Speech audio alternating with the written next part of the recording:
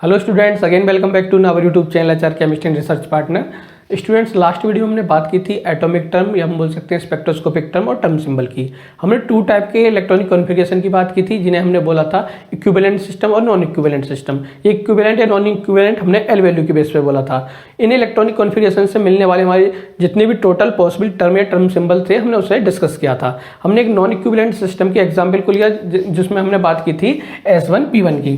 तो S1P1 electronic configuration से हमें जो टोटल पॉसिबल टर्में मिल रही थी या हम बोल सकते हैं टर्म सिंबल्स मिल रहे थे, उससे हमने चेक भी किया था नंबर ऑफ माइक्रोस्टेट कैलकुलेट करके। तो आज हम बात कर रहे हैं P1 D1 टाइप के इलेक्ट्रॉनिक कॉन्फ़िगरेशन की, और इससे हमारे एग्जाम में नेट एग्जाम में क्वेश्चन भी आ चुका है, इसे मैं आपको सॉल्व करा रहा हूँ। तो ये मैं इसलिए करा रहा हूँ कि जब भी हमारे एग्जाम में कोई क्वेश्चन आएगा तो वो जरूरी नहीं है S1P1 टाइप का या P1 D1 टाइप का है, वो कोई भी हो सकता है। उसमें टू डिफरेंट हमारी ऑर्बिटल होंगी और नंबर ऑफ इलेक्ट्रॉन भी डिफरेंट हो सकते हैं। तो हम P1 D1 की बात करते हैं तो हम सबसे पहले इसमें L वैल्यू और S वैल्यू फाइंड आउट करेंगे। तो हम पहले बात करते हैं कैपिटल L की।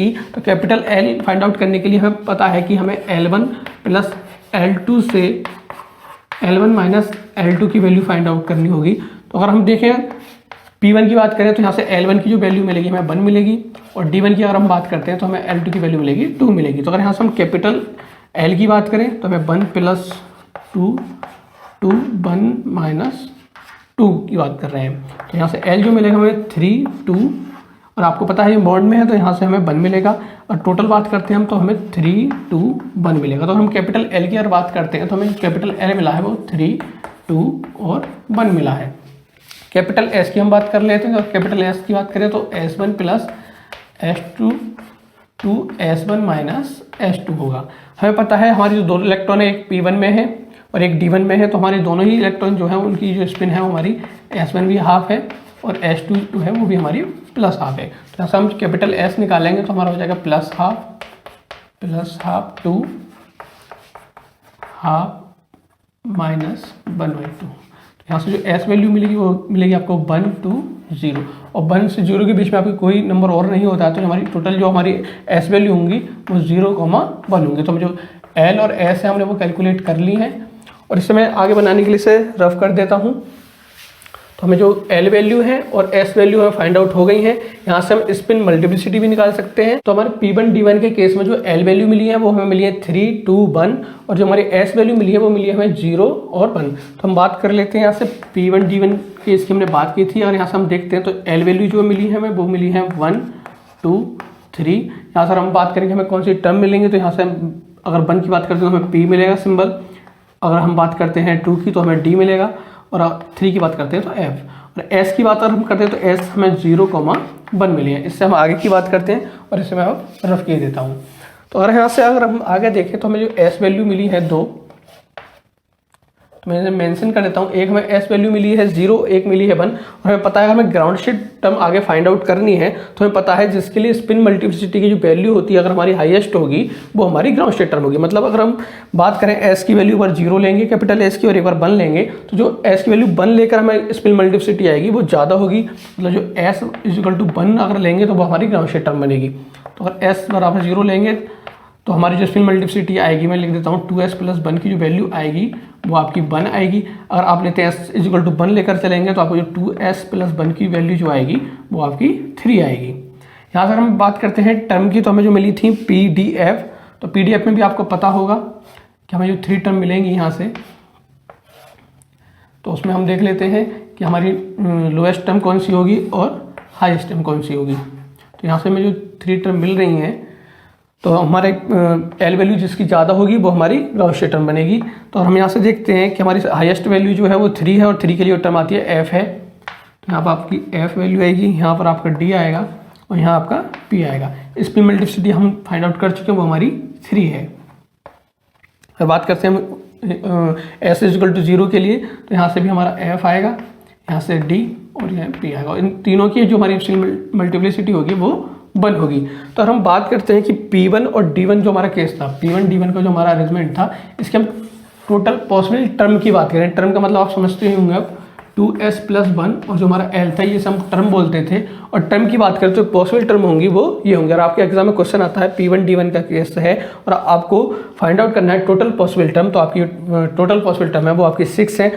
अगर आपको चेक करना है कि जो भी हमने टर्म फाइंड आउट की है वो सही है या नहीं, तो हमारा जो इनिशियल इलेक्ट्रॉनिक कॉन्फ़िगरेशन था P1 D1, इसका हम number of microstate find out करेंगे और जो हमारी टर्म आई हैं इनकी भी हम number of microstate find out करेंगे। अगर वो सिमिलर आती हैं इसका मतलब है कि जो हमने टर्म निकाली है वो सही है। लेकिन अब इससे हम आगे की बात करते हैं, हम इसकी जो हमारी टर्म सिम्बल्स आएंगे उन्हें भी हम फाइंड आउट कर लेते हैं। तो आपको पता है कि जो भी हमारी टर्म आई है इनकी L और S की वैल्यू आपको पता है।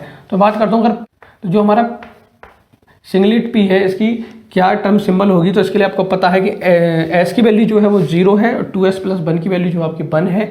और हम बात करते हैं L की वैल्यू, तो आपको पता है P के लिए L की वैल्यू 1 होती है। तो यहाँ से हम J वैल्यू फाइंड आउट करें तो J आपको पता है, J होता है आपका L plus S to L minus S।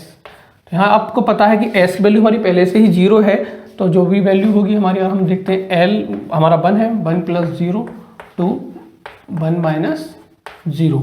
तो यहाँ से जो वैल्यू आएगी वो आपकी वो केवल 1 आएगी। सेकंड हम बात करते हैं 1D के लिए, तो यहाँ से अगर आप J वैल्यू फाइंड आउट करेंगे इसके लिए, तो आपका L plus S to L minus S आएगा। मतलब आपके लिए अभी भी S की वैल्यू 0 है, तो यहाँ से आपकी L की वैल्यू 2 प्लस 0 टू 2 माइनस 0। तो यहाँ से भी जो J की वैल्यू आएगी वो आपकी 2 आएगी। थर्ड की बात कर लेते हैं हम 1F की। तो 1F के लिए अगर आप J वैल्यू निकालते हैं तो सिमिलरली आपका L plus S to L minus S होगा। यहाँ भी आप देखेंगे तो 3 प्लस 0 टू 3 माइनस 0। तो यहाँ से भी जो टोटल वैल्यू है वो केवल आपकी 3 आएगी। अगर बात करते हैं आप 1P का, जो टर्म सिंबल मिलेगा आपको वो मिलेगा 1P1। 1D की बात करते हैं तो यहाँ से मिलेगा 1D2। 1F की बात करते हैं तो यहाँ से आपको मिलेगा 1F3। आगे बात करते हैं हम, जो हमारे नीचे जो S इक्वल टू 1 के लिए जो हमारी 3 टर्म्स आई थी उनके लिए हम J वैल्यू फाइंड आउट करेंगे और जो भी हमारी टर्म सिंबल्स आएंगे उन्हें हम यहाँ पर मेंशन करेंगे। तो हम पहले बात कर लेते हैं 3P के लिए।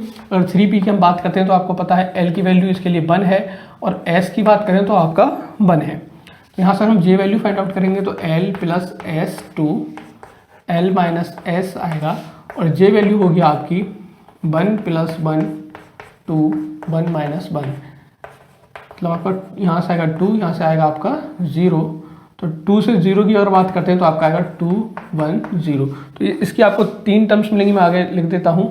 जो 3 टर्म मिलेंगे आपको पता है कि जब आप ground state term find out करते हैं J वैल्यू के बेस पर, तो आपको देखना पड़ता है कि जो आपका इलेक्ट्रॉनिक कॉन्फ़िगरेशन है वो मोर देन हाफ फील्ड है या लेस देन हाफ फील्ड है। तो यहाँ आप देखेंगे लेस देन हाफ फील्ड है, तो J वैल्यू जो आपकी लोएस्ट होगी वो आपकी ग्राउंड स्टेट टर्म होगी। तो अगर मैं बात करता हूँ यहाँ से लोएस्ट की बात करें तो आपकी 0 वैल्यू है। तो यहाँ से जो टर्म आएंगे आपकी 3P2, 3P1 और 3P0।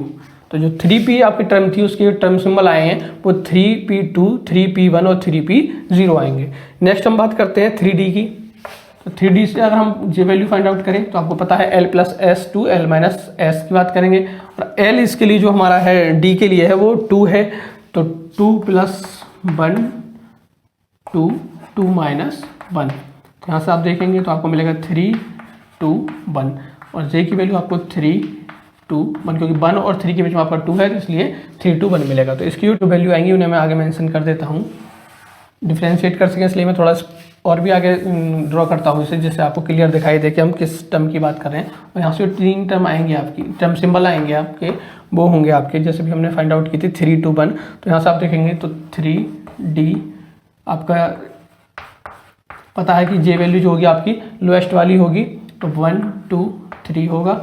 नेक्स्ट हम लास्ट की बात करते हैं। तो लास्ट में जो आपका है 3F के लिए आप जब J वैल्यू निकालेंगे तो आपको पता है L वैल्यू यहाँ 3 है आपकी और S वैल्यू वो है 1 है। तो L plus S to L minus S find out करेंगे तो आपका 3 प्लस 1 टू 3 माइनस 1, तो 4 से आपका मिलेगा 2 और जो टोटल वैल्यू आएंगी 4 3 2 आएगा। तो अगर बात करते हैं F की तो आपको 3 टर्म मिलेंगी, आपको मेंशन कर देता हूँ यहाँ। तो 3 टर्म आपको मिलेंगी, वो होगी आपकी 3F, J वैल्यू भी हम इसमें मेंशन कर देंगे। तो आपकी 3 टर्म मिलेंगी, वो आपको मिलेंगी 4 3 2। तो अगर आपको क्वेश्चन आता है P1 D1 से आपको कितनी टर्म पॉसिबल है, तो आपको मैंने टर्म बता दी है। टर्म आपकी जो होंगी वो होंगी 1P 1D 1F 3P 3D और 3F। ये आपका क्वेश्चन था जब आपको पूछा जाता है कि कितनी टर्म होंगी। आपसे पूछा था कितनी टर्म सिंबल होंगी, तो आपको मैंने टर्म सिंबल्स की जो भी मेंशन किए हैं, जिसमें आपको जे वैल्यू भी है, वो आपकी टर्म सिंबल है, टोटल टर्म सिंबल। अब बात यह है कि जो आपने टर्म सिंबल फाइंड आउट किए हैं वो सही है या नहीं है, तो इसे चेक करने के लिए आपको पहले से ही पता है कि P1 D1 का जो इलेक्ट्रॉनिक कॉन्फ़िगरेशन था, तो हमने फर्स्ट वीडियो में बात की थी number of microstate find out करने की। तो इसका number of microstate find out अगर करते हैं हम, तो आपको फॉर्मूला पता ही है। तो P और P1 की बात करें तो मैक्सिमम इलेक्ट्रॉन 6 आते हैं, प्रेजेंट आपका 1 है, और यहाँ हो जाएगा आपका 6 - 1। सेकेंड की बात करते हैं तो 10 इलेक्ट्रॉन होते हैं मैक्सिमम, प्रेजेंट है आपका 1 इलेक्ट्रॉन, और 10 - 1 हो जाएगा। तो यहाँ से जो वैल्यू निकलेगी आपकी, आगे की बात कर रहा हूँ, तो यहाँ से आपका फैक्टोरियल 6 मिलेगा, यहाँ से आपको 1 मिलेगा फैक्टोरियल, और फैक्टोरियल 5, और यहाँ से आपको 10 1 और 9 फैक्टोरियल। तो इसे आगे भी आप सिंप्लीफाई करेंगे तो आपको 6 × फैक्टोरियल 5 लिख सकते हैं ऐसे। इसमें फैक्टोरियल 1 की वैल्यू आपको पता है 1 होगी, यहाँ से आपका फैक्टोरियल 5 से 5 कट जाएगा, और यहाँ से आप 10 × फैक्टोरियल 9 अपॉन फैक्टोरियल 9 लिखेंगे, 9 से 9 कट जाएगा, तो आपको ये मिलेगा 6 × 10 = 60। मतलब आप P1 D1 की अगर बात करते हैं, P1 D1 के इलेक्ट्रॉनिक कॉन्फ़िगरेशन में नंबर ऑफ माइक्रोस्टेट जो होंगी आपकी, वो आपके 60 होंगी। अब हम चेक कर लेते हैं कि जो भी हमने टर्म सिंबल फाइंड आउट किए हैं, अगर इनसे भी जो हमारी नंबर ऑफ माइक्रोस्टेट आती हैं वो 60 अगर आती हैं, तो हमारा जो हमने अरेंजमेंट बनाया है पूरा वो सही है, अदरवाइज कहीं हमने मिस्टेक कर दी है। तो आपको पता है जब हमने टर्म सिंबल की बात की थी, हमने 5 टाइप्स की बात की थी क्वेश्चंस की जो नंबर ऑफ माइक्रोस्टेट के आते हैं। तो एक टर्म सिंबल की भी हमने बात की थी जिसमें आपको ध्यान होगा, हमने बात की थी 2s + 1 LJ की। तो इस टाइप का हमारा अरेंजमेंट होता है, हम बोल सकते हैं टर्म सिंबल दिया होता है, तब जब हम उसकी निकालते थे नंबर ऑफ माइक्रोस्टेट, तो आपको फॉर्मूला पता होगा 2j + 1 था।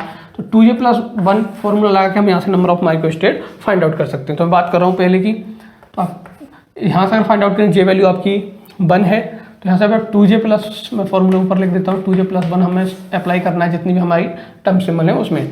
तो यहाँ से आप जब अप्लाई करेंगे 2j + 1, तो यहाँ से आपका जो आएगा वो 3 आएगा। यहाँ से बात करते हैं तो आपका आएगा 5, इसकी बात करते हैं तो आपका आएगा 7। अब यहाँ स्पेस का मैं एरो लगा के सामने लिख देता हूँ, क्योंकि आपको ध्यान होगा भी मैंने 60 रफ कर दिया, लेकिन आपको पता है कि P1 D1 के केस में भी हमने जो number of microstate find out की थी वो 60 थी। तो यहाँ स्पेस कॉमन की वजह से मैं लिख देता हूँ आगे। यहाँ से बात करते हैं आप 3p2 से जो हमें टोटल नंबर ऑफ माइक्रोस्टेट मिलेंगी वो 5 होंगी। 3p1 से अगर बात करते हैं तो आपको 3 मिलेंगी, और इससे बात करें 3p0 से अगर देखें total number of microstate 2j1 + formula लगाएंगे आप तो 1 मिलेंगी। यहाँ से बात करते हैं 3d3 से अगर देखेंगे आप तो आपको 7 मिलेंगी। 3d2 से अगर देखते हैं तो आपको 5 मिलेंगी, और आपका मैं 3d1 की बात कर रहा हूँ, यहाँ से अगर आप देखते हैं तो आपको 3 मिलेंगी। फिर आप यहाँ से बात देखते हैं 3f4 से देखते हैं तो आपको 9 मिलेंगी। नेक्स्ट 3f3 से देखते हैं तो आपको 7 मिलेंगी, और आपको 3f2 से अगर देखते हैं तो आपको 5 मिलेंगी। हमने जो भी total term symbol find out किए हैं और 2j + 1 फॉर्मूला अप्लाई करके जो भी हमने नंबर ऑफ माइक्रोस्टेट इसमें कैलकुलेट किए हैं, उन्हें एक बार हम ऐड करके देख लेते हैं कि 60 आता है नहीं। अगर 60 आता है तो जो हमारा प्रोसेस है वो सही है। तो पहले हम बात कर लेते हैं जो s = 0 से हमारी जो टर्म सिंबल्स आए हैं उनकी जो नंबर ऑफ माइक्रोस्टेट है वो कितनी है। तो हम बात करते हैं इन 3 टर्म सिंबल्स की। तो यहाँ से 5 और 3 और 5 और 7 है, और हम इन्हें ऐड करते हैं तो ये आपका आएगा 15। तो s = जो हमारा 0 था, टोटल स्पिन 0 थी, उसके लिए नंबर ऑफ माइक्रोस्टेट जो आ रही हैं इन टर्म सिंबल्स की वो 15 है। अब हम बात कर लेते हैं s = जो 1 था हमारा टोटल स्पिन, उससे जो भी हमारी टर्म सिंबल निकल के आई थी उनकी हम जो नंबर ऑफ माइक्रोस्टेट है वो हम ऐड कर लेते हैं, और ऐड करके देखते हैं वो कितना आता है। 45 अगर आता है तो हमारा वो सही होगा, क्योंकि हमारी टोटल जो नंबर ऑफ माइक्रोस्टेट हैं वो 60 हो जाएंगी। तो हम ऐड करते हैं 3 5 8 1 9 और 7 हमारा 16 और 5 21 24 33 और 7 आपका 40, और 40 और ऐड करेंगे आप 5 तो 45। तो ये जो आपका आ रहा है वो 45 आ रहा है, और दोनों को ऐड करते हैं तो हमारा 60 आ रहा है। 15 और 45 को ऐड करेंगे तो आपका 60 आएगा। इट मीन्स जो हमारा प्रोसेस है वो सही है, और जो हमारी number of microstate P1 D1 से आ रही थी 60, वही हमारी इस जो हमने टर्म सिंबल फाइंड आउट किए हैं उनसे भी हमारा 60 आ रहा है। तो अब क्वेश्चन की मैं बात करूँ तो आपको मैं क्वेश्चन दिखा रहा हूँ, आपको स्क्रीन पर दिख रहा होगा। ये क्वेश्चन आपके नेट का है और 4 मार्क्स का क्वेश्चन है। क्वेश्चन है आपका, one of the excited state of titanium has the electronic configuration आपको कॉन्फ़िगरेशन दिखाई दे रहा होगा 4s2 3d1 4p1। और आप इसमें अगर देखेंगे तो जो आपका 4s2 है वो फुलफिल्ड है, तो आपका जो इलेक्ट्रॉनिक कॉन्फ़िगरेशन मेन है जो आपको ध्यान रखना है वो है आपका 3d1 4p1। मतलब हम इसी की बात करें जो मैंने मेंशन किया है बोर्ड पर 4p1 और 3d1।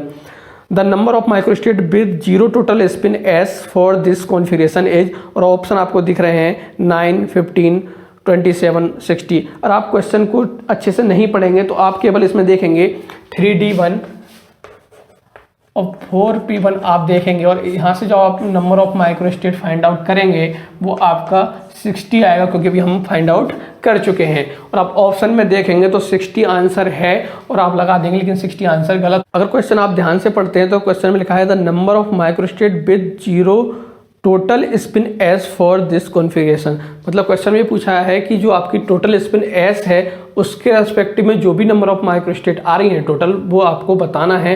आपको P1 D1 की टोटल नंबर ऑफ माइक्रोस्टेट नहीं बताना है। तो S इक्वल टू 0 से अगर आप देखते हैं टोटल स्पिन आपकी जो 0 है उसके रेस्पेक्टिव में जो आपकी नंबर ऑफ माइक्रोस्टेट आ रही है वो आपका आंसर होना चाहिए। तो यहाँ से अभी हम देखते हैं, तो अभी हमने फाइंड आउट भी किया था, वो आपकी 15 आ रही थी। तो आपका जो आंसर होगा 15 होगा। मतलब आपका जो आप सोच रहे थे डी ऑप्शन 60 नहीं होकर आपका 15 होगा। तो आपको ध्यान रखना है। और आपको इस टाइप से क्वेश्चन करने आते हैं तो इस टाइप के अरेंजमेंट की जैसे हम बात कर रहे थे P1 D1 टाइप का, S1 P1 टाइप का, मतलब जो हम नॉन इक्विवेलेंट की बात कर रहे थे उस क्वेश्चन में आपको जो भी क्वेश्चन आता है, चाहे वो आपका नंबर ऑफ माइक्रोस्टेट का हो या आपका टर्म सिंबल का हो या टर्म का हो, पॉसिबल टर्म कितनी है ये पूछा जाए, आप सारे क्वेश्चन कर सकते हैं अगर आप इस प्रोसेस से क्वेश्चन को सोल्व करते हैं। तो हम बात करते हैं नॉन इक्विवेलेंट सिस्टम की, जिसमें आपकी एल वैल्यू डिफरेंट थी, हमने उसकी बात कर ली है। माइक्रोस्टेट भी फाइंड आउट कर ली, टर्म भी फाइंड आउट कर लिया, टर्म सिंबल फाइंड आउट कर लिए हैं।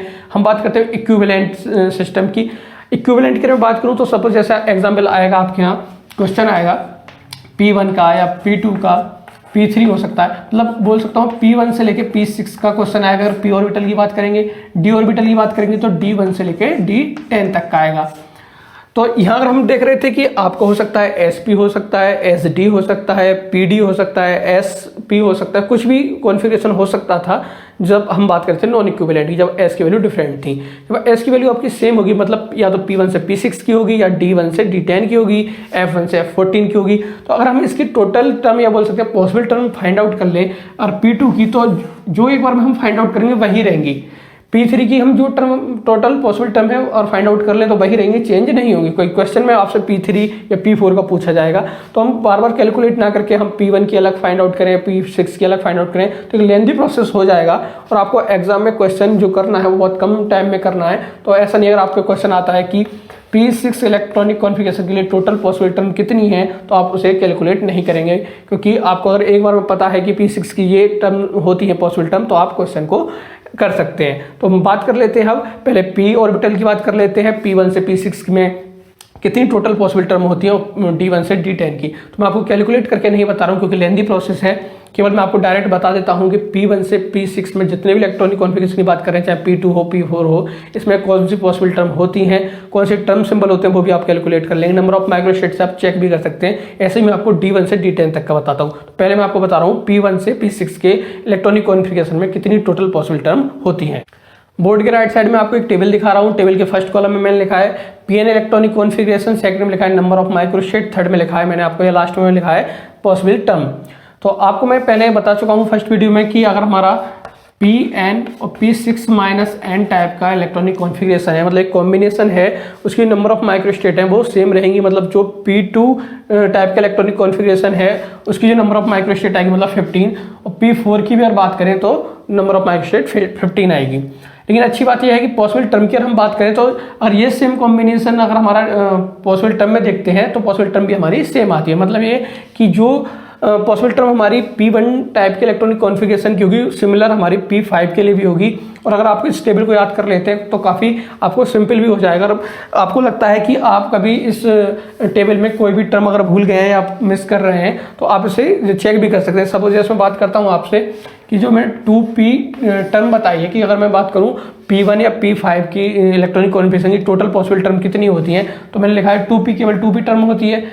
तो इसे चेक करने के लिए आप क्या करेंगे, इसकी number of microstate find out कर लेंगे। और आपको पता है टर्म की नंबर ऑफ माइक्रोस्टेट कैसे फाइंड आउट करते हैं, वो आपको पता है 2s+1 और 2l+1 फॉर्मूले से। तो 2s+1 की वैल्यू आपको पता है 2 दी है और यहाँ से एल की बात करेंगे तो पी के लिए एल की वैल्यू होती है 1, यहाँ से आप देखेंगे तो 2, यहाँ से आपको मिलेगा, तो आप देख रहे हैं अगर 2p से अगर आप निकाल रहे हैं नंबर ऑफ माइक्रोस्टेट तो आपका 6 आ रहा है, और यहाँ से भी देखेंगे तो भी 6 आ रहा है। इसका मतलब जो मैंने टर्म लिखी है पॉसिबल टर्म वो सही लिखी है। और भी जो आगे नीचे मैंने लिखे हैं पॉसिबल टर्म्स वो भी आप चेक कर सकते हैं total number of microstate find out करके, तो आपको क्लियर हो जाए कि जो भी हमने इलेक्ट्रॉनिक कॉन्फ़िगरेशन लिखे हैं उनकी जो हमारी पॉसिबल टर्म्स हैं वो सही है नहीं है number of microstate find out करने से। एक मैं आपको क्वेश्चन दिखाता हूँ, आपको स्क्रीन पर दिख रहा होगा, और क्वेश्चन जो है वो है जून 2014 का क्वेश्चन है आपका।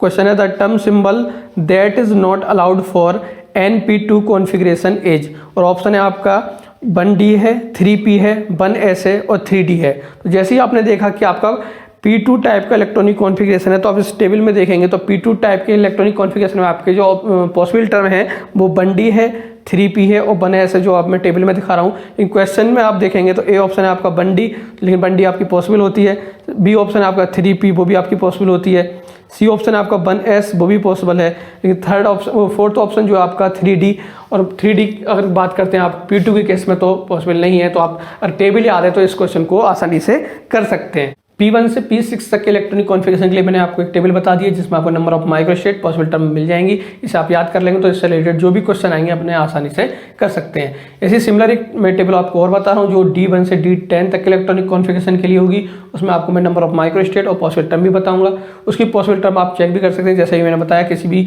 अगर आपको इलेक्ट्रॉनिक कॉन्फ़िगरेशन की पॉसिबल टर्म चेक करनी है कि सही है नहीं, तो उसके नंबर ऑफ माइक्रोस्टेट आप यहाँ से फाइंड आउट करेंगे, इस वाले इलेक्ट्रॉनिक कॉन्फ़िगरेशन से फाइंड आउट करेंगे और मैच कर लेंगे कि वो सिमिलर आता है या नहीं। अगर डी ऑर्बिटल की बात करें तो टोटल पॉसिबल टर्म आपसे अभी तक एग्जाम में नहीं पूछी गई है किसी भी पेपर में कि कितनी पॉसिबल टर्म होंगी किसी भी डी टाइप के इलेक्ट्रॉनिक कॉन्फ़िगरेशन के लिए।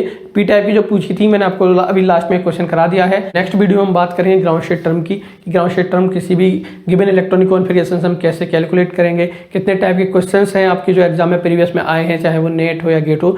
आप ये भी देखेंगे कि नेट और गेट में आपके कितने क्वेश्चन ग्राउंड स्टेट टर्म से आते हैं। Thanks for watching.